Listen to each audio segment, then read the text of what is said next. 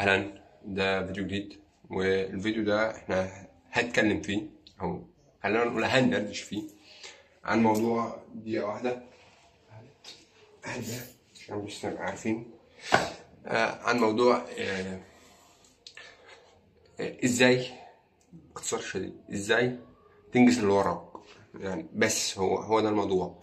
وهحاول اختصر شوية في الوقت عشان بحس ان انا رغاي بطول، يعني او بحس ان انا بصور ان الفيديو ايه ده، الفيديو اقل من 30 دقيقة، فما ينفعش ان انا اعمل فيديو اقل من 30 دقيقة. ليه؟ ما مش عارف، يعني هو كده، هو لازم استهلك مساحة في الموبايل ومساحة في اللابات وفي الهاردات على الفاضي. يعني هو لازم الفكرة اوصلها في 30 دقيقة. يعني ايه، ودلوقتي بحس ان الفيديو ما إن كان اقل من كده بحس ان هو لا، يعني مش عارف. هو بحس ان دي انك تقدر بس توصل الاساس بتاع الفكره، ما تتعمقش قوي فيها، يعني انت ما تلحقش تتعمق فيها. فبحس ان الفتره دي اه معلش، يعني ايه عن خلاص يا حبيبي. خلاص، يعني اعتذرونا عن النوتيفيكيشنز اللي موجوده والبتاع.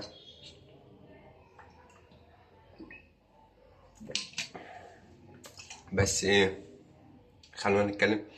فالموضوع باختصار وببساطه هو ازاي تخلص كل اللي وراك، وباختصار شديد. والفكره كلها هما نقطتين بس، هما نقطتين. اول نقطه، انت تبقى عارف انت بتعمل ده ليه. بس تكون زي ما بنقول كده، او زي ما بيسموه الشرع، النيه. تكون عارف انت ناوي انك تعمل ده ليه، او تقصد انك تعمل ده ليه. والله انا بعمل الشيء ده عشان مثلا ارضي ربنا واكسب منه فلوس وده شغلي. ده كده. انا عايز مثلا خلينا نكون حاجه تانية. انا عايز ليه؟ انا عايز مثلا اتعلم برمجه. فانا عايز اتعلم برمجه عشان ده ربنا يخلي ان شاء الله، يعني عشان ده مجال حلال اقدر اتكسب منه وارضي ربنا، وعلشان مثلا هو مجال كويس، سوق كويس، واقدر اتكسب منه واعيش منه انا واهلي. ده مثال بسيط يعني. والنية يعني دايما حاول تكون النية ان هي تكون توصلك لما بعد الحياة، اللي هي عمل ممتد لك بعد الموت. يعني عشان تبقى في نفس الوقت هي تؤجر عليه وانت بتشتغل. يعني ايه، بس ده الموضوع ببساطة. يعني ايه، حاول دايما ان هي تكون كده. تاني حاجة في البتاع هو تاني حاجة هو فكرة انك تخلي البيئة اللي حواليك مملة جدا، مملة بطريقة رهيبة، وخصوصا في العصر اللي احنا فيه دلوقتي. يعني العصر اللي احنا فيه دلوقتي عصر مليان بالمشتتات، في كل حتة، في كل برنامج، في كل بتاع مشتت. ومعظم الابلكيشنات دلوقتي عشان تبيع، عشان تجيب مستثمرين، او عشان تجيب حاجة، هو بيقول لك ان احنا ادكشن، يعني ادماني، يعني بقى وصف عشان يجيب انفستورز، مستثمرين. فلازما دقيقة واحدة بس. اي نعم الجو هيبقى حر اكتر ما هو حر، بس ايه، اتس اوكي. يعني انا مش عايز اشغل المروحة عشان بيبقى فيه صوت وحش والتسجيل بيبقى زبالة. بس فانك تخلي الدنيا مملة، وصعب دلوقتي انك توصل لمرحلة الملل، لان انت في ثانية، بلمسة، بلمسة، مش بضغطة زرار، حتى بلمسة ده هيتفتح قدامك مجالات للانترتينمنت رهيبة، سواء فيسبوك، انستجرام، تيك توك، يوتيوب، اكس او تويتر سابقا، او ثريدز، او حاجات كتير قوي تقدر تعملها في ثانية بلمسة. يعني هو بلمسة على الشاشة، شورتس بقى وبوستس وفيديوز فحاول تخلي الدنيا مملة على قد ما تقدر، لأن لما تخليها مملة بشكل أو بآخر، خليها مملة وما قدامكش الحاجة، ما قدامكش خيار غير إن أنت تنغمس في الحاجة اللي أنت آه اللي انت عايز تنجزها. يعني ايه، خلي الدنيا مملة وبتزوقك ناحية حاجة، ان هي بتزوقك ناحية الحاجة اللي الشيء اللي انت عايز تنجزه. يعني مثلا لو تقدر تمسح يوتيوب امسحه. يعني انا عندي في الموبايل امكانيه ان انا امسحه بس مش مسحه. بس انا عامل ان هو ما تتبع. خلاص يا جدعان، انا عامل ان هو ما تتبعش السجل بتاعي، سجل المشاهدات، علشان ما يرشحليش فيديوهات، او عشان بتاعي يبقى الهوم سكرين بتاعتي ما فيهاش اي حاجه. هو انا افتحه يجيب لي بتاع السيرش بار في النص، اكتب اللي انا عايزه اتفرج عليه. وعلى اللابتوب مشغل منزل اكستنشن الكروم اللي هي ديستراكشن فور يوتيوب، او دي اف فور يوتيوب. بس هو كده انت ساعة ما يشغلها هو بيعرض لي الفيديو اللي انا عايز اتفرج عليه وبس، حتى من غير كومنتس من غير اي حاجه. هو الفيديو والديسكريبشن بتاعه شكرا، عشان لو في اي حاجه انزلها. وانا حتى ممكن اجيب ديسكريبشن، يعني ايه، اجيب الفيديو بس. فالشيء ده بيخليني بشكل او باخر قادر ان انا اركز. ما هو انت خلاص انت عملت الحاجه اللي انت بتعملها، فانت هتقعد هنا تعمل ايه؟ ما هو مفيش اي ريكومنديشن، مفيش اي حاجه تسحلك بره، مفيش اي حاجه تاخدك كده في طريق جانب. لا، بس هو انت هتعمل الحاجه اللي انت عايزها وهتخرج. فبالتالي هو ده هيبقى يبوش ليك. دي حاجه. تاني حاجه، مفيش اي سوشيال ميديا عندي، ولا على الموبايل ولا على اللابتوب. يعني وحاجه من المحرمات ان انا افتح اي حاجه، افتح اي سوشيال ميديا على اللابتوب دام ان هي مش تبع شغل او مش تبع مذاكره، وما انزلش العاب عليه. مع ان هو يسمح ان انا انزل العاب وامكانياته قويه، بس لا، هو جهاز شغل ودراسه فقط. وحتى الموبايل معلوش غير لعبه واحده، يعني ايه، وانا مش عايز ماركت ليها يعني. وحتى بقى لي ازيد من 15، ازيد من 20 يوم ولا 30 يوم ما دخلتش عليها. ما دخلتش لعبت. يعني واللعبه اصلا لما تخش تلعب، هي اقصى مده ممكن تقعدها فيها 10 دقائق في اليوم. يعني هي اللعبه اصلا ممله، فانت فاهم.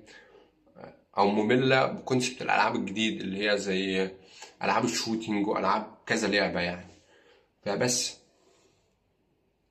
وبرضو من الحاجات اللي تساعدك تنجز اللي هو تبقى عارف انت هتعمل ايه بكره.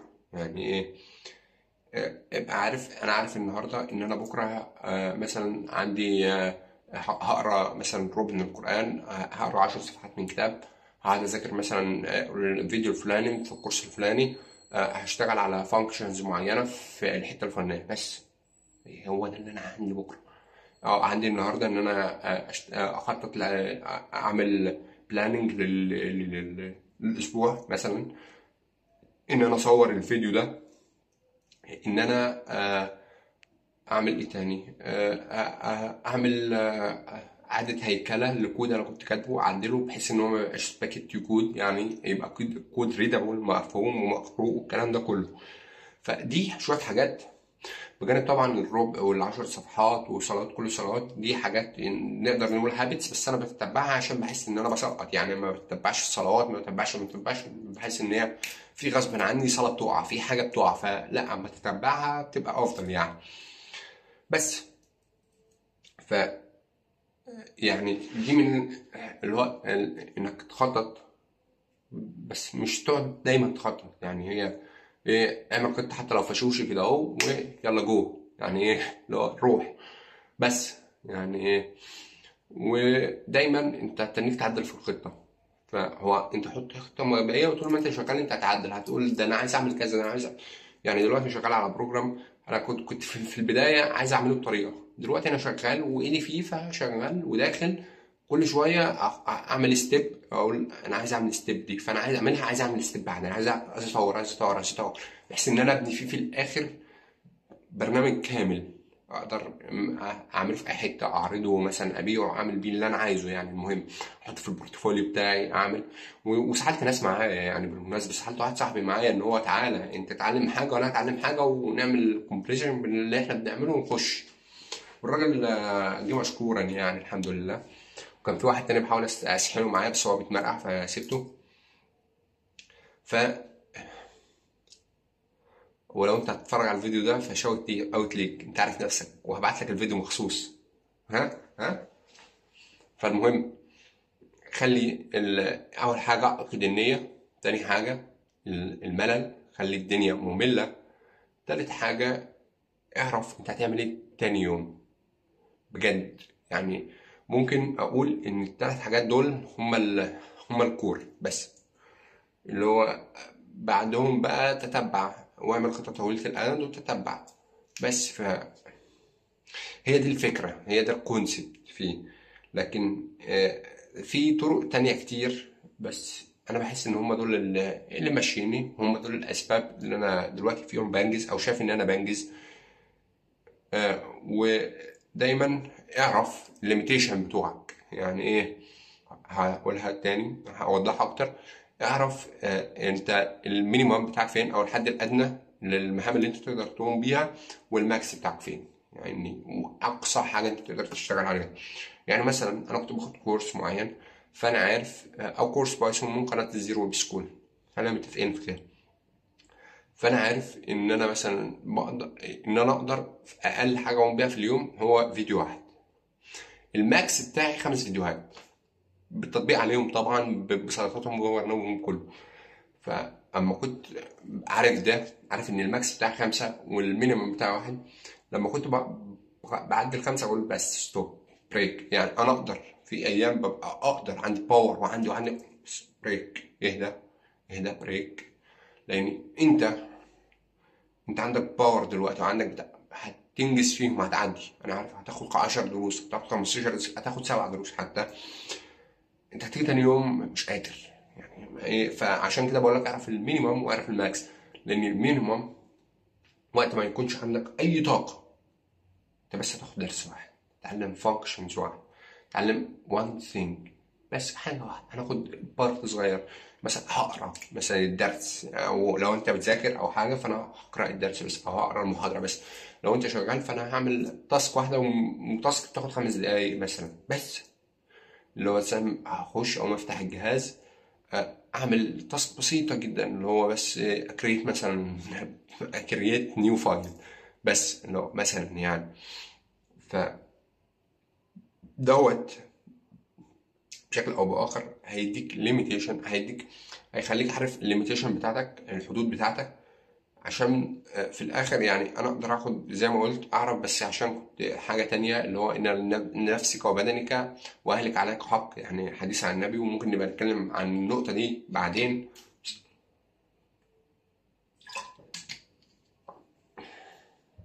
ولكن يعني هو ده، واعرف حدودك كويس. يعني دول النقط اللي انا اقدر اتكلم فيهم دلوقتي، او مش عارف، مش مستحضرهم دلوقتي. هي النية، واهم حاجة النية. اعرف انت عايز تعمل ده ليه وبتعمل ده ليه، ودايما افتكر ان نيتك تبقى لله ورسوله في الاول، وان الحاجة اللي انت بتعملها تحرى فيها الحلال.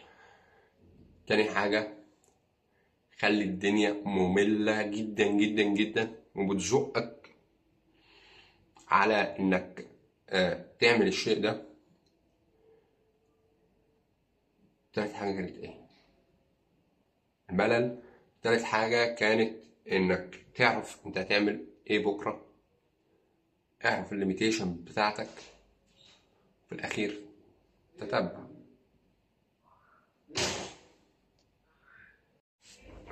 اهلا بكم من جديد. سوري التاني، هنقفل الفيديو التاني معلش. ولكن اسفين على القطع اللي هتكون في النص الفيديو ده، بس عشان كان جه ضيوف او جه ناس، ف معرفتش اكمل تصوير فقطعت في النص يعني. اسفين اسفين جدا. وخلونا نتكلم عن النقط تاني، بس المرة دي أنا كتبتهم عشان بس أبقى عارف. وأنا عارف إن أنا كنت هتكلم عن نقطتين بس هما فتحوا مني شوية كمان. بس هما نقطتين مهمين هقولهم في الآخر عشان تكمل الفيديو الآخر والكلام ده، الكلام الجميل ده وبس. فأول حاجة كانت النية، ماشي. تاني حاجة اعرف انت الملل. تالت حاجة انت اعرف انت هتعمل ايه، اعرف حدودك، ماشي. ديت الحاجات اللي انا كنت بتكلم عليهم الاربعة. في حاجة خامسة كنت هتكلم عليها، وهي انك تتبع اللي انت بتعمله. بس خلينا نرجع تاني لنقطة النية. يعني مثلا معلش، بس يعني انا عارف ان هي هتعقد دلوقتي بس هنحاول نبسطها. نقطة النية أنا كنت بقول لك اعمل عقد النية دايما يبقى شيء لنهايتك، يعني شيء للآخرة. ليه؟ يعني كنت بتفرج على فيديو دلوقتي في النص فقبل ما رجعت أسجل تاني. بالمناسبة هو فيديو بيتكلم عن الاستدراك لمحمد أبو بكر، هسيب لكم اللينك في الديسكريبشن، أو هحط لكم في شاشة الإند، يعني اللي هو عشان تبقى تتقدر عليه بعد ما تتفرج على الفيديو ده. فكان بيتكلم فيه عن حديث رواه عن الترمذي رحمه الله عن أنس رضي الله عنه عن النبي صلى الله عليه وسلم قال: من كانت الآخرة همه جعل الله غناه في قلبه وجمع له شمله وأتته الدنيا وهي راغمة، ومن كانت الدنيا همه جعل الله فقره بين عينيه وفرق عليه شمله ولم يأته من الدنيا إلا ما قدر له. فيعني دي من الأسباب بشكل عام، اللي هو دايما ليه تخلي الآخرة همك، عشان ربنا يكفيك من التشتت والشتات اللي انكتب على بني إسرائيل. وده شق مالناش دعوة بيه، لأن هو في حاجات كتير جدا وفي مباحث كتير جدا فاحنا مالناش دعوة بيه. ولكن هو خلي بالك وخلي في ذهنك الحديث ده دايما: من كانت الآخرة همه جمع الله شمله من كانت الآخرة همه جعل الله غناه في قلبه وجمع له شمله وأتته الدنيا وهي راغمة. بس اعرف إنها جاية لك غصب عنها وهي راغمة. وده اللي احنا بنشوفه دلوقتي في فلسطين وفي غزة والكلام ده. هي هتأتيهم الدنيا وهي غارمة.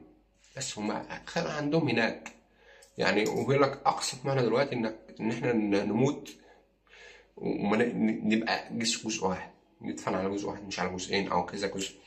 فربنا يا رب يقويهم وينصرهم. اللهم انصر المسلمين بالمسلمين على الكافرين. ويعني كان في فيديو متخطط له ان شاء الله هيتصور ان شاء الله قريب عن القضية والكلام ده، بس انا كنت مستني ان ما يبقاش في حدث او بتاع عشان اتكلم عن القضية، عشان ما اكونش رايح مع الترند، عشان انا مش عايز كده. انا مش عايز اتكلم معاه في الترند، مع ان ده عادي جدا. بس الحتة دي انا عايز اكون، بس انا هعملها عشان هو لازم صوتي يوصل، لازم افكر، لازم كلنا نفتكرها في كل وقت في كل مكان. فبس هي دي الفكرة. وخلينا نرجع تاني لموضوعنا، وهو ازاي تنجز اللي وراك. يعني اظن الحديث ده كفاية، ممكن اقفل الفيديو عليه. اللي هو بس خلي اخر همك وعقد النية ان انت تنفع به الناس وتؤجر عليه ويكون للآخرة، ولا مانع من التكسب به في الدنيا. بس ماشي، علشان نعملهم نتكلم تاني. وكانت الحاجة اللي احنا كنا هنتكلم عليها وهي بس انك تتتبع، تشوف الحاجة اللي انت بدأتها، الحاجة اللي انت هتبدأ فيها دي تبدأ فيها مثلا كورس، شغل، حاجة تعرف انت هتشتغل على ايه او هتذاكر ايه وتكتبهم بالتفصيل. يعني مثلا ده كورس بايثون مش عارف باين ولا ايه، يعني ايه بس عشان الاضاءة تظبط. يعني ده كورس بايثون اللي انا كنت باخده من زيرو بسكول. فالكورس كان 15 اسبوع، فانا كاتب 15 اسبوع وعامل بكتب جنب كل واحده بعمل عليها تشيك بوكس وجنبها النسبه بتاعتها وجنبها اليوم اللي انا خلصت فيه او بدات فيه. فبقى معايا ان انا مخلص الكورس في 33 يوم. دي حاجه انا بتتبعها، الايام اللي خدت فيها خلصت فيها والنسب بتاعت كل فتره. فبس كنت بعمل الحاجه دي كانت بتديني تريجر، اللي هو انا نفذت كذا، انا خلصت كذا، فناقص كذا، فانا عايز اعمل كذا. اللي هو بيديك تريجر، اللي هو انت بوش كده، بيديك دفع. انت خلصت فانت بيدفعك عشان تطلع نسبه احسن يعني، والكلام ده كله. فهي دي الفكره. والكلام ده.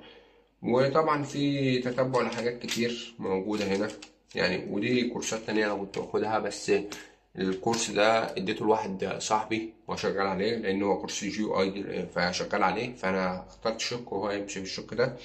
وده كورس كنت عايز أخده طبعا في العلم الشرعي.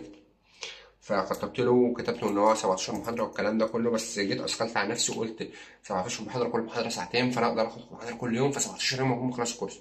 الحمد لله ما خلصتش حاجه في الكورس يعني، او خلصت اول محاضره بس يعني ايه. فاثقلت على نفسي وبتاع، فاللي هو الموضوع تقيل عليك ومش عارف ايه وايه. فلا نهدى ونعرف احنا رايحين فين وهنعمل ايه، وبالراحه، ونشرب ميه عشان احنا عرقنا.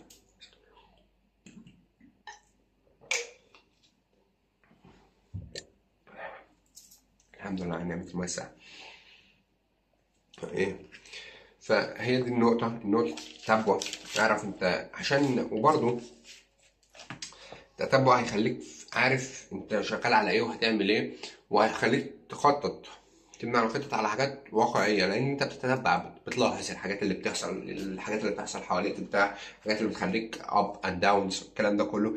فانت لما بتتتبع بتعرف انت عايز تعمل ايه، انت رايح فين، التوجه رايح فين، وازاي تعدله وترجعه تاني والكلام ده كله. فهي انك تتتبع الحاجات دي، تتبع انت انجزت قد ايه، عملت قد ايه، ناقص قد ايه، ازاي تحسن من انجازك، انت انجازك حلو، ايه الاسباب، تراجع ورا تبص الكلام ده كله. تاني حاجة، الحاجة اللي بعد كده هي كافئ نفسك. بس هو بعد ما تخلص مثلا ممكن مكافئتك ان انت تقعد تفسد دماغك، تقعد بس.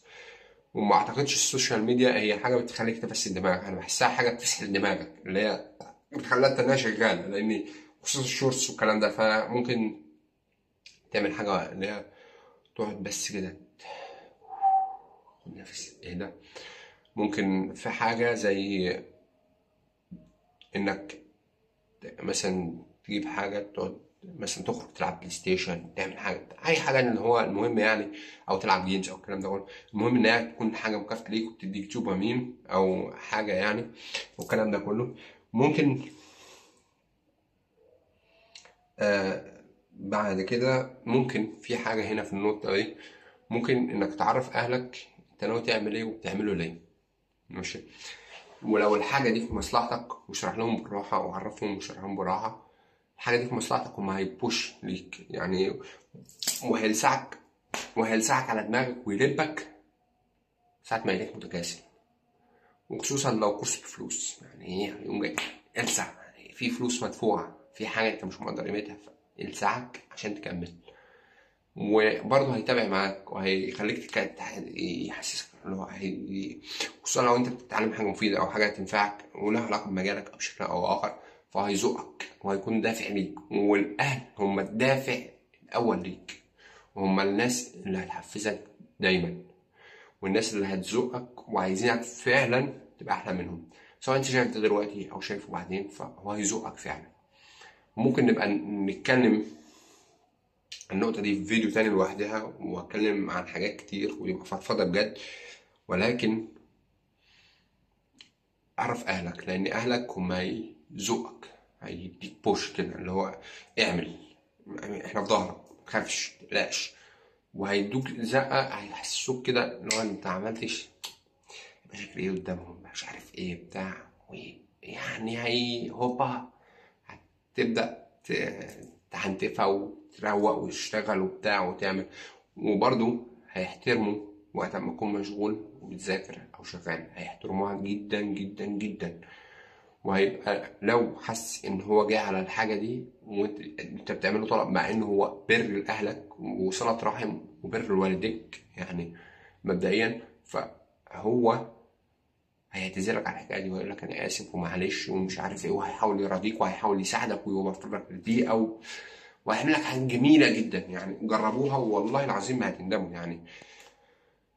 انا واحد مش بتكلم عن اهلي في حاجات، في الافكار اللي في دماغي والحاجات دي دلوقتي خالص يعني، دلوقتي بقيت اعملها اللي هو انا كنت فاكر ان هو هيقف ضدي وهيعمل ومش، لا عادي بسيطه. هو واخد الموضوع ببساطه وبيدردش وبتاع، طب ما انت ممكن تعمل كذا.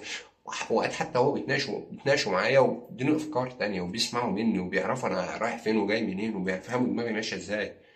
واوقات هم بيساعدوني يعني، مثلا في كورس انا كنت حابب اخده، الكورس ده ب 10000 جنيه، فانا ما اقدرش ادفع المبلغ ده حرفيا. فبكلمه قال لي عادي خده، يعني بكلمه معه قال لي عادي خده طالما الكورس ده ينفعك فخده عادي، وادفع 10000 جنيه بس. فاللي هو ايه ده عادي يعني، اللي هو بسيطة يعني. فاعرف انت بتعمل ايه وكلمهم وعبر عنهم عن مشاعرك وتواصل معاهم، لان احنا مشكلتنا الجيل الجديد في مشكله، في جاب بيننا وبينهم، فاحنا لازم نقرب لهم وهم يقربوا لنا، بس احنا لازم نروح لهم لان هم سبب في وجودنا بعد الله عز وجل. ان شاء الله ان شاء الله هيكون معنا فيديو، او هعمل فيديو اتكلم عن الموضوع ده بس مش دلوقتي. واتمنى ان الجزء الصغير اللي انا عايز اوصله دلوقتي وصل ماشي. و يعني احب اتكلم عن حاجه اخيره بس، وهي تعلم الاستدراك. اتعلم ازاي تستدرك، اتعلم ازاي ومعنى الاستدراك يعني ببسيطة في اللغة العربية. وهسيب لك فيديو في نهاية الفيديو أو بعد ما أخلص كلامي، هسيب لك فيديو اللي هو زي ما قلت فيديو أبو بكر، محمد أبو بكر، في الديسكريبشن أو في الإند، في شوط النهاية، اللي هو معنى الاستدراك هو محاولة إصلاح خطأ في الماضي باستزادة في فعل خير الآن، أو معنى مقارب ليه يعني. فهسيب لك الفيديو في الديسكريبشن. ومن المعاني المهم جدا ان انت تعرفها هي الاستدراك، لان الاستدراك وتنفيذه هو ان دلوقتي محدش فينا بيبدأ كورس ويتم خلصه لحد النهاية الا لو كان صارم مع نفسه جدا وعنده التزام ذاتي رهيب عشان يخلص اي حاجة للنهاية، بسبب وجود المشتتات الكبيرة قوي كتيرة الموجودة. يعني انت عندك فيسبوك، انستجرام، تيك توك، يوتيوب، الكلام ده كله. عشان كده تاني حاجة بعد ان هي حطيتها هي الملل. بس الملل، خلي في ملل، عشان طول ما فيش ملل. والملل هنا بالمناسبة شيء نسبي، يعني ممكن الملل بالنسبة لك ان انت تقعد بعيد عن، بالنسبة لي ان انا اقعد بعيد عن السوشيال ميديا ممكن لأن السوشيال ميديا يعني بتعمل. ممكن الملل بالنسبة لك ان انت ما تقراش كتاب. ممكن الملل عند فلان ان هو يبقى كذا، يعني ايه ان هو يكون بعيد عن. فالملل شيء نسبي، وكلنا مش على نفس الخط، كلنا الخط بتاعنا مختلف، اليمين غير الشمال بتاعه، بس عشان نبقى فاهمين.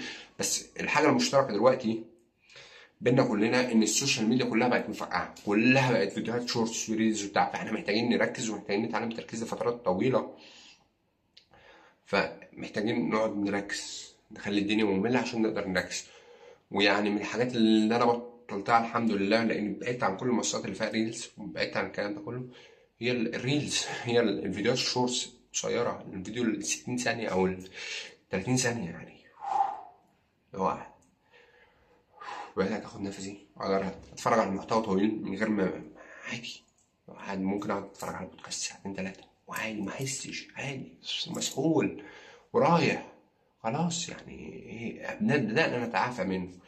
وبس هم دول شوية الحاجات اللي كنت حابب اتكلم عنهم يعني.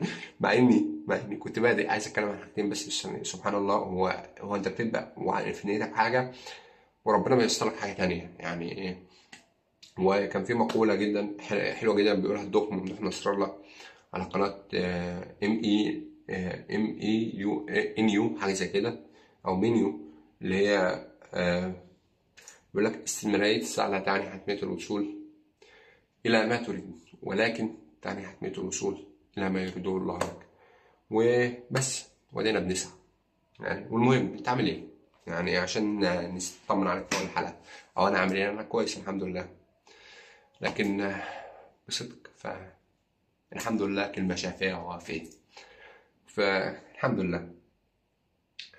فأهم نقطتين زي ما حبيت أقول هي النية، والنية تكون للآخرة ولوجه الله، عشان حديث اللي عن أنس عن الرسول صلى الله عليه وسلم: من كانت الآخرة همه جعل الله غناه في قلبه وجمع له شمله وأتته الدنيا وهي راغمة، ومن كانت الدنيا همه جعل الله فقره بين عينيه وفرق عليه شمله ولم يؤته من الدنيا إلا ما قدر الله له. فدايما خلي الآخرة همك واعقد نيتك على الآخرة. وممكن تبقى تبحث في الحديث ده في تفسيره والكلام ده كله يعني. هي في كلام كتير في الموضوع فابحث عنه، وتفاسير كتير فابحث عنه، عشان مش عايز اطول الفيديو عن كده، لاني لو بدأت تستفيد في كل حاجة، فكل حاجة تحتاج فيديو لوحدها. فاعقد النية إن عشان ربنا يجمع شملك، وخلي البيئة اللي حواليك مملة جدا جدا جدا، علشان يبقى دي الحاجة اللي هي مسلية بالنسبة لك، فأنت هتروح لها. يعني إيه؟ الإنسان ما بيحبش الملل، بيحب إن هو يروح لحاجة. وده بالمناسبة يعتبر كان أول فيديو شاركته على اليوتيوب، ليه بحسد الجيل القديم عن جيلنا، لأنه عاش في ملل نوعا ما. فهي دي الفكرة. وتالت حاجة خلينا نقولها، يعني حبيت أضيفها دلوقتي، وهي عرف أهلك أنت بتعمل إيه وبتعمله ليه. بس لأن أهلك هم أكبر داعم ليك، ولو مش مستوعبين أنت بتعمل إيه فهم هيحسوا إنك في خطر. فحاول تخليهم معاك في الصورة دايما، اتكلم معاهم، دردش معاهم، وضح لهم، اشرح لهم بالراحة بتاع. ولو الحاجة دي هتيجي على دراستك، هتيجي على مستقبلك، ابعد عنها دلوقتي، اجلها الأجازة، اجلها لأي وقت تاني. مهم متزعلش أهلك منك، متزعلش ربك منك. شكرا لمشاهدتك. في الآخر سبحانك اللهم وبحمدك، أستغفرك وأتوب إليك، وسلام. أشوفك بخير المرة الجاية إن شاء الله.